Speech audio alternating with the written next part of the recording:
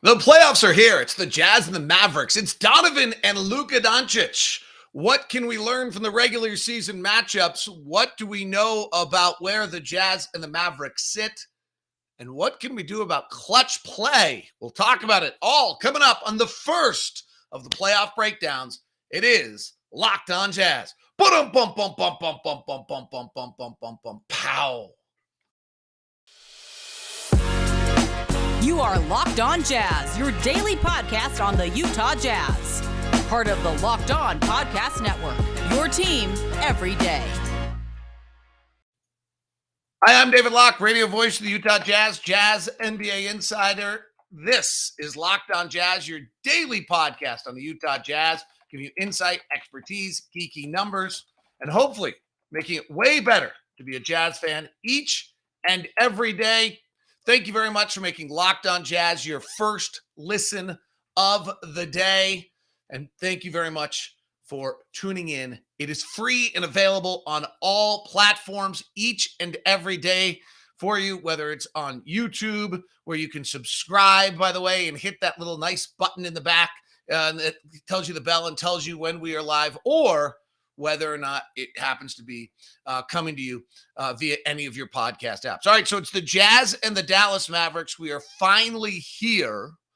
And honestly, from a pure Jazz standpoint, we'll dig into the matchup. I don't know exactly what to think. Quinn Snyder told us all season long that the goal was to be healthy. That more than anything else out there, what the Utah Jazz wanted to do was to be healthy. And we are. We're healthier than we were at this time last year. Donovan, at this point, was dealing with an ankle injury. We frankly were in the exact situation that the Dallas Mavericks are in right now, with Donovan, never kind of making it. Was a little different. Donovan never made it back for the regular season. We kept waiting and thinking he would. And then eventually Mike Conley would get hurt as he in the playoffs. So I think from, first goal, Quinn Snyder said all season long was to make sure that the Jazz were going to be healthy when they hit the postseason, and they've done that. Kevin Pelton was on our radio broadcast last night. He made an interesting point. The Jazz kind of were screwed if they did and screwed if they didn't this year. If they'd gone and had a great regular season, it would have made us all happy. Everybody would say, well, it doesn't really count because, last year you proved you're a great regular season team. You're not a playoff team. And then this year, instead, we had somewhat of a tumultuous and changing season. And the reaction was, see, this proves that you're not good enough. And that there's all sorts of drama around it. And we've certainly have been drama-filled. But now we'll find out, is that drama real? Is that drama and all that talk actually a distraction and a problem for this team? Or is it just a bunch of outside noise that is not actually representative of this team? There's no question this team has a close game, clutch game problem right now. We'll dig into that. That became obvious again on Friday. But from the standpoint of the goals of the season, and one of the primary goal was healthy and ready and available for the playoffs. They're there. They're healthy. They got through it. They get time. They get to prep. Number two, I think, was to have an ability to deal with teams that spread them out. In other words, how do they keep Rudy Gobert close to the rim and still impacting shots? And teams all season long moved the Jazz defensively, made them try to play in a different manner. The Jazz have seen more teams are about as well prepared for the Utah Jazz as any team in the league. I think the Jazz are the most scouted team in the league. And so to me, that means that they've probably been more prepared for the playoffs than they've ever been before. In fact, a year ago, if you go back, we played the LA Clippers early in the year, and they put Marcus Morris in the corner, and they made this big fourth quarter run, and everyone kind of knew, wow, that could be our kryptonite. And then there wasn't a lot of preparation. There wasn't a lot of game planning last year because of COVID. And people didn't do that to the Jazz. And then they got to the playoffs, and suddenly the Clippers did for once Kawhi got hurt. And so now the Jazz have had a tumultuous 7 months of having to deal with it. And they're not nearly as good a defensive team because of it. They were number 1 in the league a year ago. They didn't allow any threes a year ago. Now they're 11th. Teams have spread us out. They've exposed our guys. They drive downhill on us. We weren't as good in transition defense. Like it was pretty clear what our weaknesses were, and they were thrown at us each and every night of the season. And the Jazz have to learn how to handle that. And the second one was dealing with switching defenses. And frankly, the Jazz have torched switching defenses this year until the final 5 minutes of a game when they just become ungodly stagnant and stop moving the ball and stop playing with the pass and stop doing the things that they need to do. We'll dig into that a little bit on Clutch Play today. And so, I think the Jazz have gone through a tumultuous 7 month in which the team has been completely, frankly, changed. Juancho Hernan-Gomez and Daniel House will play in the first playoff game this year. They weren't on the roster when the year started. And frankly, they weren't really picked up in the kind of trade that you would expect to add to our roster. That might sum it up as much as anything. When the year started, obviously we thought Joe Ingles would be a major piece of it. I think we'll end up with a different closing lineup in games. Daniel House is bigger. So if Luka goes, I think you'll see Royce O'Neal being guarding Daniel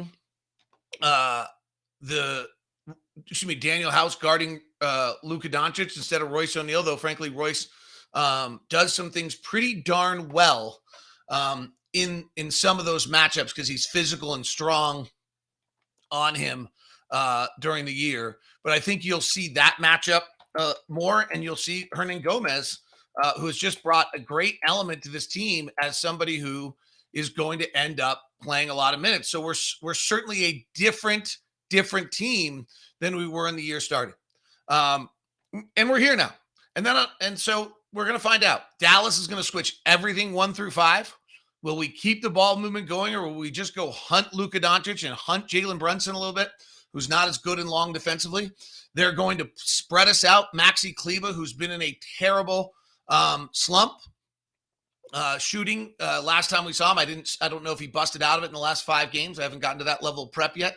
We'll be playing the center with Dwight Powell, and these guys will spread us out. This is going to be the test. And then they've got the monster. If Luka's ready to go, the monster's coming downhill at us and going to be driving downhill to the basket. Either, and the question is, do you do like the Clippers last year just wore him down? He was unbelievable in the playoffs, but he wore down. And there's going to be an ongoing discussion because of the way Dallas has developed. And today's kind of our overriding, wide-ranging preview to the series. And then if you want it this week, I'll get in. I love playoff prep more than anything. I'll tell you what Luka Doncic does if he has Cheerios compared to Fruit Loops in the morning. And we will have every detail and every note and everything about every single thing about the Jazz and the Mavericks on this show for the next 4 days. We'll do a crossover with Locked On Mavericks as well. So every day, please make us your first listen. And so we're going to see what happens here as these teams, as Dallas can do all of the things that we struggle with. And Luka's going to be coming at you. When he goes right, he picked us apart. When they forced him left, he has to score a little bit more himself. He's not as good a passer that way. How do we deal with that? Like, do we just decide to let Luka try to score 70? Do we decide to try to take away their newfound corner 3 shooters on their team? The thing that's interesting about Dallas, they haven't won anything yet, right? So Dallas hasn't won much. Jason Kidd hasn't won much as a head coach. And so they, I think the one thing that's nice about Dallas compared to Golden State is that Golden State just would have been, I think, a tremendous beast to knock out. Draymond Green would have been a snake that you had to cut off his head, and then he would have grown another head and you would have had to figure it out. Jason Kidd and Dallas Mavericks as a collective group don't have any, background. Kidd has won 1 playoff series in his career. He's been in 4. He won it in his first year in Brooklyn. They won a single playoff series in the 13-14 season. They beat Toronto in a game 7. They win and then lose to Miami. That's the year they go 44-38. That's the team that had Joe Johnson, Darren Williams, Brook Lopez, Paul Pierce. Pretty darn good. Kevin Garnett. That was a loaded team, and then they collapse against Miami in the next series. So, Jason Kidd has won a playoff series as a head coach. He won a 1-point game 7 against the Toronto Raptors as his win. So I think this is a guy who they don't have a huge experience edge over the Utah Jazz. All right, we'll talk about the 4 matchups the two teams had, why only 2 of them are viable. We got so many players play. We'll look at both these teams with only the players that are going to play this year, and we'll give you an overview of the play of these two teams and give you kind of a good set on that. Plus, we'll look at some of our clutch play issues, which are a bigger conversation. Don't mean to bury them in the third segment today, but we'll get to those in just a second. Monday edition of Locked On Jazz is brought to you by my friends over at Murdoch Chevy. Murdoch Chevy, located in Woods Cross, also located in Logan. Good people, the Murdochs, they are not charging you more than MSRP. What an incredible statement and nice act that they're making, that they have decided not to charge more than MSRP, because as Blake literally said to me, I don't want to walk around town and see people that I took for an extra $5,000 because I could. Like, that's just not how it's supposed to work. So go check out Chevy, experience the Murdoch trust. The Chevy name's got the Suburban, the Tahoe, plus a great SUV lineup with the Trax, the Traverse, and the Blazer, all available for you. And then obviously the trucks, the Colorado and the Silverado, are simply the best over at Murdoch Chevy. If you're going to head over there, feel free to email me first at dlock09@gmail.com. I'll set up a meeting with you with any of their expert VIP salespeople, give you that VIP experience. Today's show is also brought to you by Built Bar. 100% real chocolate, 100% delicious. The caramel brownie, the raspberry cheesecake are up and available for you and on sale right now. The puffs are there, the coconut marshmallow, the churro, the banana cream pie. I just got my latest delivery that I ordered of my puffs. Go check it all out at Built Bar. That's the protein bar that tastes like a candy bar with only 130 calories, 2.5 fat grams, 4 net carbs, 4 sugars, 6 grams of fiber, and 17 grams of protein. You could grab a Snickers and a Milky Way and get the same experience, but you're getting 3 times as many calories. You're getting about 10 times the net carbs. I'm exaggerating. You're getting about 7 times the sugar. You don't want to do that. You could grab a protein bar, but they taste gross. So it's the perfect mix of the two. If you're going for a candy bar or a protein bar, Built Bar is the answer for it, and you'll come out better on either side. Use the promo code LOCKED15 to get 15% off Built Bar. That's LOCKED15 at built.com. All right, let's take a quick look at the 4 games that took place this year between the Jazz and the Dallas Mavericks. Only 2 of them are really relevant. Our first matchup was a 120-116. Well, this game could become very relevant, frankly. 120-116 close game win by the Jazz over the Mavericks. Luka Doncic doesn't play. Kristaps Porzingis does. He has 27 points, 9 rebounds, and 3 assists. Assuming, again, you might be new to the program and we're trying to just give you kind of a base knowledge today, Dallas makes a big move at the trade deadline, and they trade Kristaps Porzingis for Spencer Dinwiddie and Davis Bertans. Not 2 big names. Dinwiddie's become a second ball handler to go along with the great Luka Doncic, who's just amazing, and has really helped the Mavericks and propelled them to kind of being a different team than they were prior to that. And multiple ball handlers, not as Luka dependent, spreading out a little bit more, and they have really, I think, without the drama, because I think there really was some drama around Kristaps Porzingis. So that game, frankly, doesn't have a lot to it. Donovan had 33, Bojan has 22, Conley had 22, Bojan had 25, Conley had 22. Joe Ingles and Rudy Gay playing that game. Again, no Luka, so I'm going to dismiss that game. Other than, frankly, if Luka is not going to play in this series, we'll find out. He's having an MRI today. If you missed it, Luka had a calf strain last night, late in the third quarter. And, we know that calf strains on average take about 14 to 17 days. Now, we'll see what Luka's was and how long it is.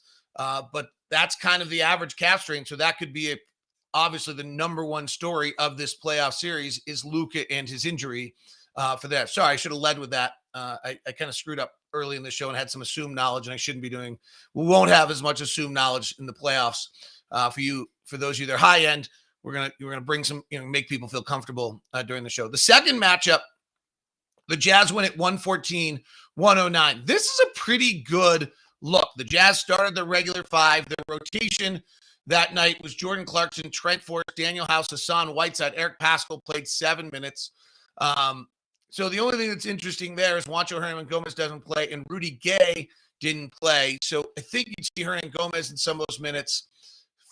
15 minutes for Trent Forrest is interesting. I don't know that we'll see that much, but otherwise, the Jazz are pretty much on par right there. Donovan has 33 again. He's 11 of 19, 7 of 12 from 3.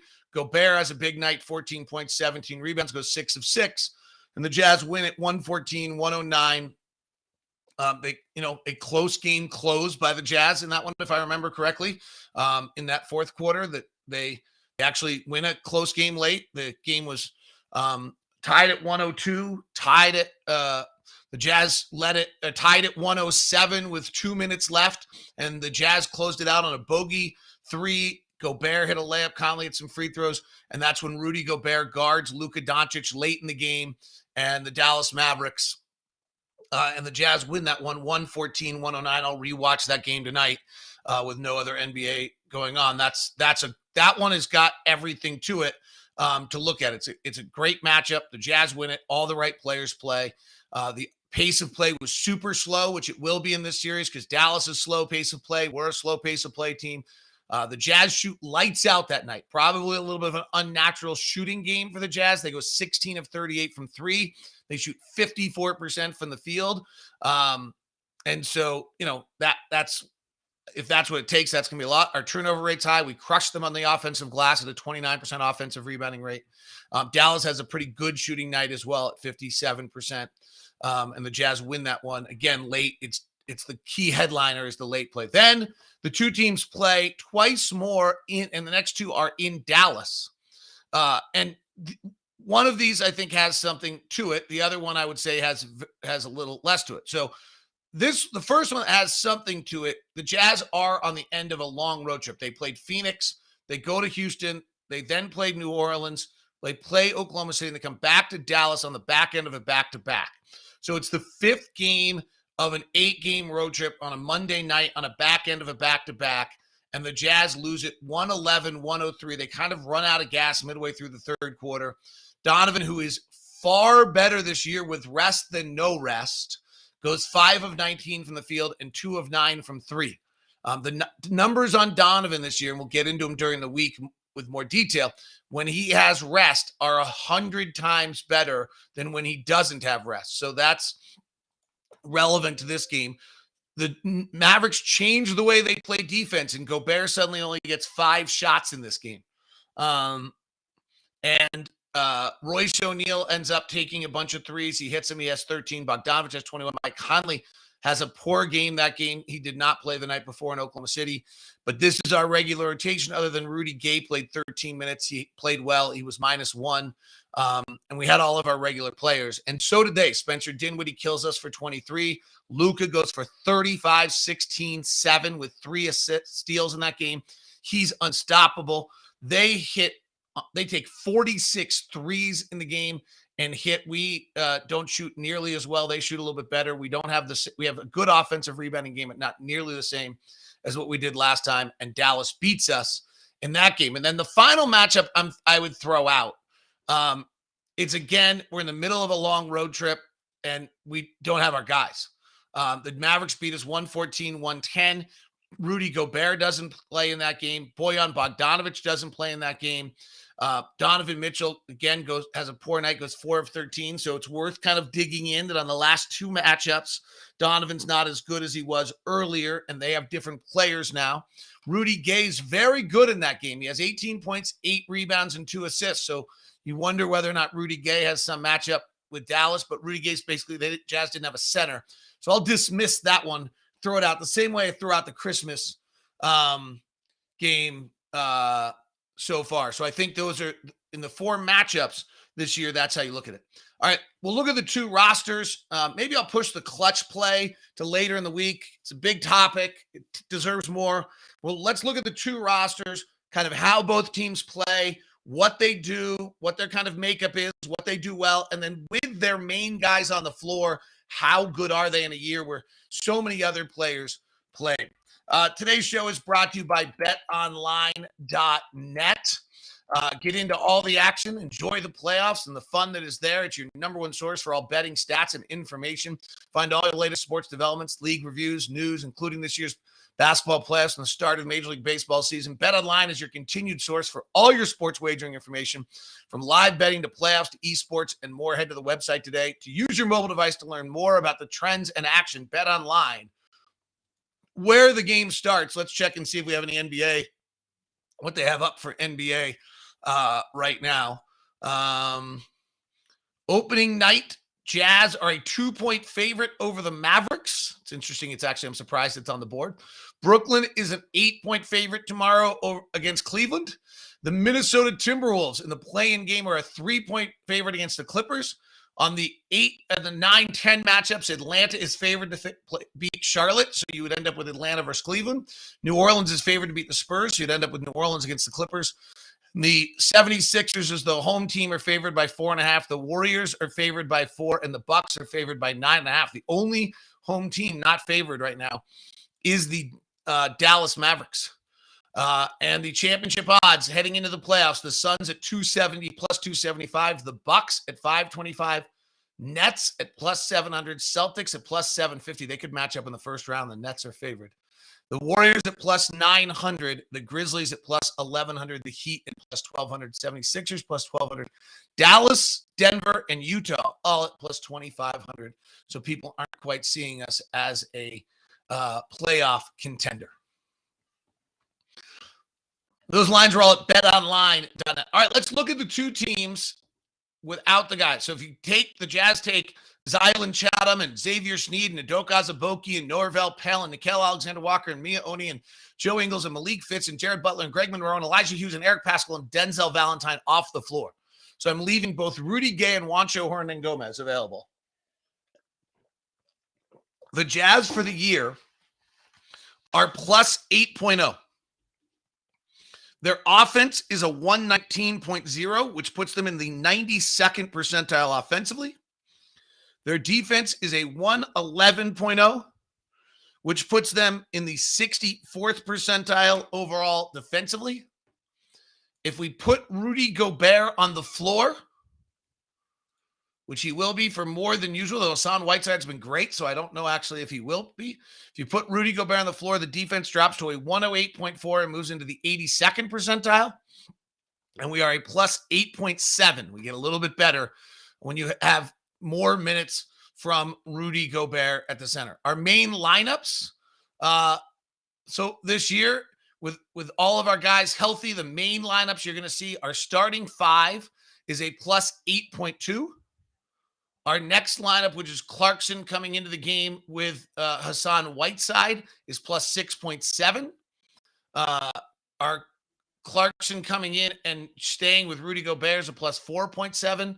The bridge lineup with Rudy Gay and Daniel House is plus 18.1.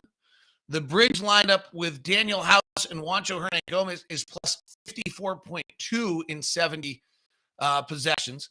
Every lineup the Jazz have, as long as Rudy Gobert is at center, the Jazz are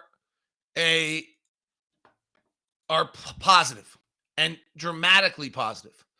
If you isolate these to just center minutes, when Rudy Gobert or Hassan Whiteside goes to center, the Jazz jump to a plus 8.7 on the season.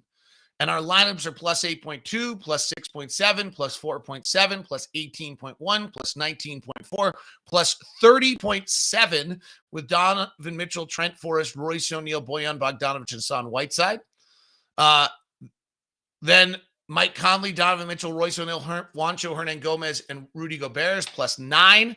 The only negative lineup is Jordan Clarkson and Trent Forrest. So Trent Forrest playing without Mike Conley or Donovan Mitchell, and I can't imagine that happens unless we have injuries in the playoffs. So that gives you a pretty encouraging view of who the Utah Jazz are. On the Dallas Mavericks end, without Boban, Brandon Knight, Kerlick Jones, Charles Jones, Eugene Omori, Frank Ntilikina, George King, Wakori McLaughlin, Isaiah Thomas, Marquise Chris, Moses Brown, Moses Wright, Theo Pinson, Willie Cauley-Stein, Trey Burke, Tim Hardaway Jr., Kristaps Porzingis, and Sterling Brown, they are a plus 7.0. So the Jazz were a plus 8.0, and without a center, They were plus 8. They were a plus 8.7. Their offense is a 118.2 in the 89th percentile. Our offense was in the 92nd percentile, so very similar. And their defense is a 111.3 in the 64th percentile. If you recall, the Jazz defense was in the theirs is in the 63rd. Ours was in the 64th percentile. Incredibly similar teams when you look at it this way, in an incredibly similar matchup between these two teams. With the offense 119.0 versus 118.2, and the defense is 111.0 versus 111.3. Amazingly similar overall look of teams, and they have a negative lineup. Luka, Jalen Brunson, Finney Smith, Maxi Kleber, and Dwight Powell, but I don't think they'll play that. They have not been playing Powell and Kleber together, and I can't imagine it with us. They also have a negative lineup of Luka, Spencer Dinwiddie, Reggie Bullock, Dorian Finney-Smith, and Maxi Kleber, which ironically enough is the lineup that probably I fear the most in this playoff series. For them has been a 9.5 and has not defended well. They're sprinkled with all sorts of negative lineups for them. If Luka's on the floor, the interesting thing about the Mavericks this year is they don't get a dramatic amount better. In fact, they get a little less good. They're plus 6.5. So they've been pretty good without Luka. I don't think that's a model for them to be able to handle it for an entire playoff series. It will be interesting to see what happens in that regard. But when you look at these two teams, the other one that's really interesting when you look at these teams this season is how they rank in their pace of play. These are two teams that play in the half court. And the Jazz are not a particularly good transition defense, but if that is probably the biggest story. If you took a percentage of plays in the half court, the Dallas Mavericks play 83.8% of their plays in the half court, the most of any team in the NBA. They're the second best half court offense in the NBA. The Jazz are the fourth best half court offense, and the Jazz play 80.7%, 19th in the league in half court play. So you have two great half court offenses playing. The Jazz offensive rebound are number one in the NBA on points off an offensive rebound and get the third most amount of points off misses. Dallas does not. They're 30th in the NBA in offensive rebounding and 28th off points. That'll be a huge thing, is whether the Jazz can win the glass well enough. The other interesting thing is the Mavericks are 28th in the league in transition. They're in transition, the second least of any team in the league. And can the Jazz not get beat in transition, keep the game in the half court, and have Rudy Gobert have the impact on all of it? All right, that's our opening look. I'll be watching, digging deep, knowing more stuff. It's going to be a great week. Hope you dig in with me. We will dig into clutch play. I've got a bunch of notes. We were great at one point and became terrible at another. And what do we do about it? Because that'll be the key to the playoffs. It's all coming up this week on Locked On Jazz. Thanks very much for making us our first listen. Locked On NBA has got you for your second listen this week to give you ready for the whole news all week long here on the Locked On